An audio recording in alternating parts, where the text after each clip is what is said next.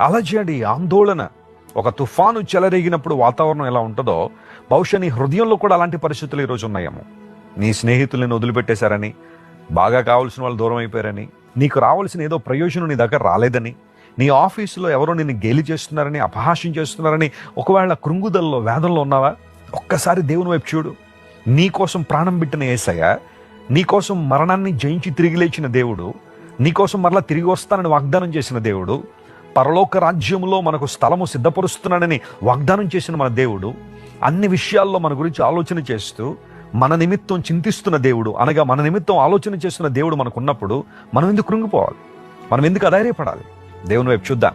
ఆయన ఇచ్చే ఉత్సాహం, ఆయన ఇచ్చే సంతోషం చాలా గొప్పది. నేను సేవకునిగా కోరుకుంటున్నాను, ఈరోజు మీ జీవితాల్లో నూతన ఉత్సాహాన్ని మీరు చూడాలని ఆశిస్తున్నాను. దేవుడు అలాంటి కృప మీ మీద కృంభరించును గాక. ఆమేన్. ఇంతవరకు దుఃఖము, వేదన, ఆందోళన, కలవరము, ప్రతికూల పరిస్థితుల్లో నలిగిపోయిన అనుభవం నీలో ఉందేమో. దేవుడు నీకు విజయాన్ని దయచేయబోతున్నాడు. ఆయన నీకు ఆనందాన్ని ఇవ్వబోతున్నాడు. నీ నోటి నిండా దేవుడు నీకు నవ్వు దయచేయబోతున్నాడు. ఆయన వైపు నువ్వు చూడగలిగితే, ఆయన వెతకగలిగితే అద్భుతాలు చూస్తావు.